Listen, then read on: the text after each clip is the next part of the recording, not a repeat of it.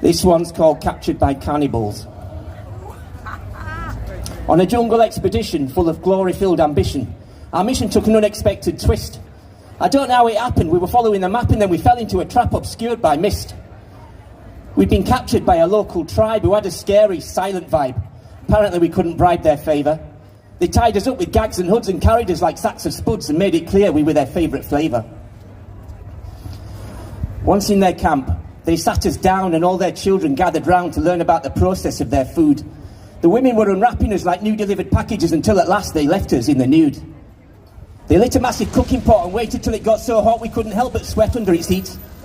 That's when they started licking us and tasting us and picking us to be the flavour of a savoury treat. The cooks kept mopping up our taste, no drop of sweat would go to waste. They worked for hours while we watched on in fear. We saw the tribesmen eating lunch and blanched at what we saw them munch. A human foot, an elbow and an ear. Our worst fears had been verified as we all sat there terrified and praying for a miracle to save us. Through our tears and helpless cries we watched with horror and surprise at the severed human limbs they came and gave us. Now although we had no appetite, they forced us all to take a bite and so my mouth was filled with half a hand. Nearly gagging as I chewed, it took a while to taste the food, but when I did, I really couldn't understand. The flavour was unusual, and though the look of it was casually created to resemble human flesh, it was obvious it wasn't meat that they were forcing us to eat. The texture was too soft and tasted fresh.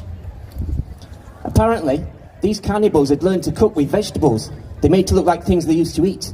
The whole tribe had found compassion, eating only vegan rations that they made to look and taste like human meat.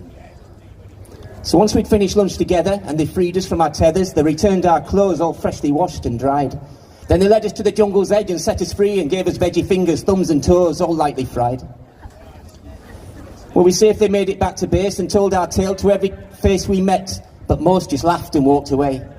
But for those of us who'd had a taste of animals' lives that go to waste, we've all been vegan ever since that day. Thank you.